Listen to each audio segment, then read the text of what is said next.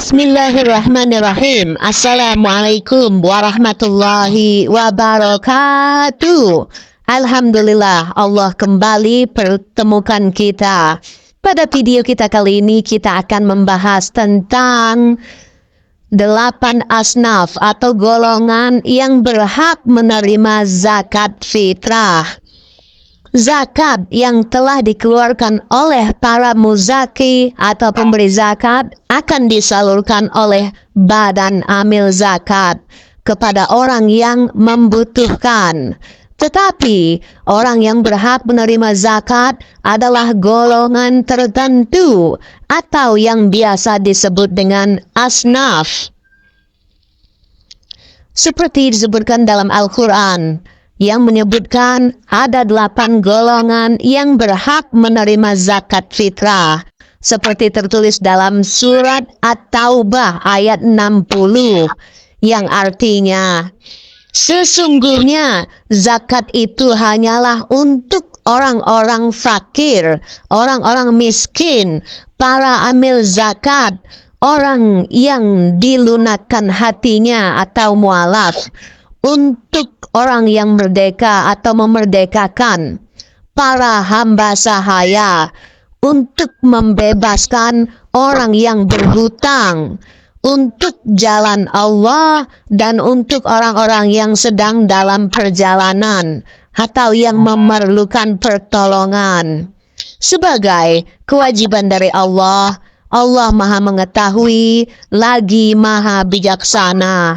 Berikut kita bahas 8 golongan asnaf yang berhak menerima zakat. Yang pertama yaitu fakir.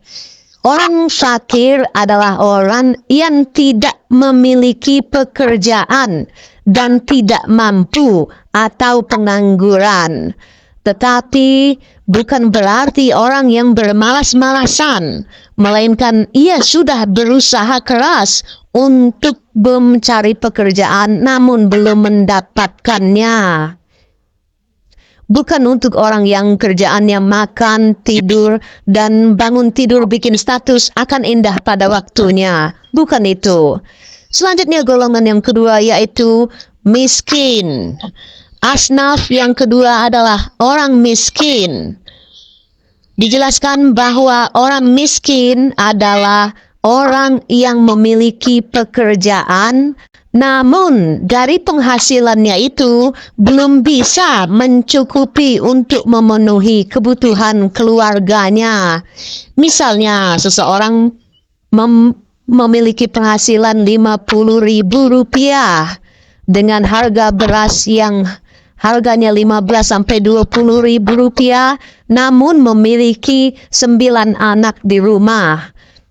Dengan penghasilan segitu belum bisa untuk memenuhi keluarganya yang banyak, maka orang tersebut disebut dalam golongan orang miskin. Selanjutnya yang ketiga yang berhak menerima zakat yaitu amil. Golongan ketiga yang berhak menerima zakat adalah amil. Ya, amil juga termasuk asnaf. Amil adalah pihak yang bertanggung jawab atas pengelolaan dan tersalurnya zakat. Perlu sedikit diketahui bahwa amil di sini bukan berarti amil dadakan yang setahun sekali akan dibentuk oleh panitia, biasanya panitia masjid. Amil di sini adalah amil yang resmi. Biasanya telah diberikan surat SK keputusan oleh pemerintah daerah seperti amil zakat yang resmi. Untuk amil yang dadakan, jika dia tergolong dalam golongan tidak mampu, itu juga berhak, boleh menerima zakat. Tapi untuk amil yang sudah mampu, itu tidak berhak untuk menerima zakat, amil dadakan. Selanjutnya, yang keempat, golongan yang bisa menerima zakat fitrah yaitu mu'alaf. Mengapa seorang mu'alaf digolongkan ke dalam orang yang berhak menerima zakat? Dijelaskan bahwa mu'alaf biasanya saat baru masuk Islam itu memiliki pasti memiliki harta bendanya, biasanya dilepas atau dikucilkan oleh keluarganya. Untuk golongan-golongan mualaf yang seperti inilah yang perlu dibantu, sehingga bisa dipastikan mereka itu tidak memiliki apa-apa dan perlu dibantu. Bahkan bisa jadi tidak memiliki pekerjaan. Mualaf akan menerima zakat sampai ia benar-benar mampu untuk memenuhi kebutuhannya. Biasanya sebuah lembaga amil zakat akan membimbing para mualaf sampai dia menemukan pekerjaan dan mampu memenuhi kebutuhannya sendiri. Selanjutnya yang kelima yang berhak menerima zakat fitrah yaitu budak. Riqab adalah sebutan untuk hamba sahaya atau budak pada zaman dahulu. Saat ini, riqab atau budak bisa saja diartikan dengan seorang pembantu atau asisten rumah tangga yang dalam golongan tidak mampu. Tapi ini tidak berlaku untuk asisten rumah tangganya Raffi Ahmad. Karena asisten rumah tangganya Raffi Ahmad gajinya udah di atas UMR. Selanjutnya, golongan yang keenam, golongan yang berhak menerima zakat fitrah yaitu orang yang berhutang. Orang yang berhutang atau gharim juga merupakan golongan asnaf. Namun perlu dicatat bahwa orang tersebut bukan berhutang karena kebutuhan. Orang tersebut berhutangnya karena kebutuhan, bukan karena keinginan.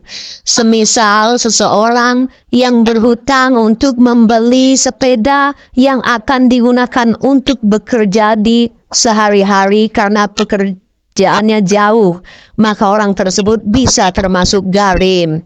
Tapi tidak untuk orang yang berhutang mobil mewah dan rumah mewah yang untuk gaya hidup.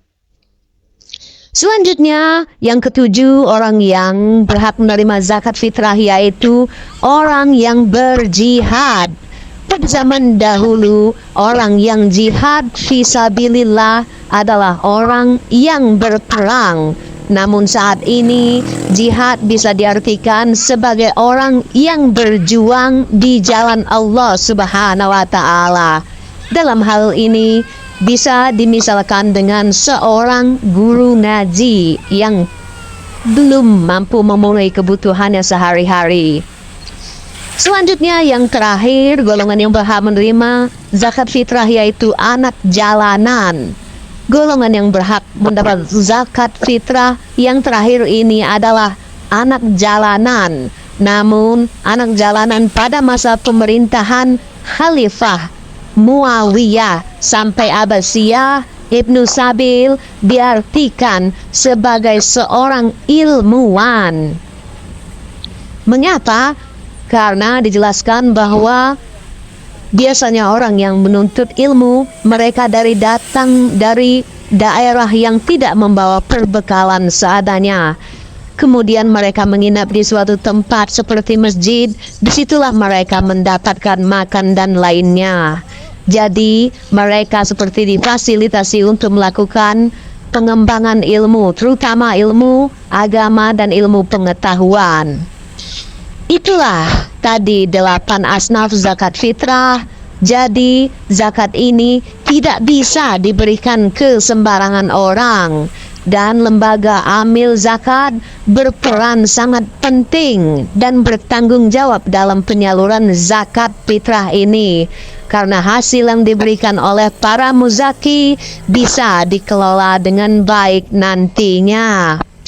Jika memang hasil zakat tersebut masih bersisa banyak, maka Badan Amil Zakat bisa mengelola zakat tersebut untuk kebutuhan para asnaf setelah lebaran atau untuk menciptakan lapangan kerja misalnya, agar mereka tidak hanya memenuhi kebutuhannya saat lebaran saja, namun mereka bisa mandiri dan insya Allah suatu saat mereka tidak menjadi asnaf lagi, namun mereka adalah menjadi golongan yang memberikan zakat.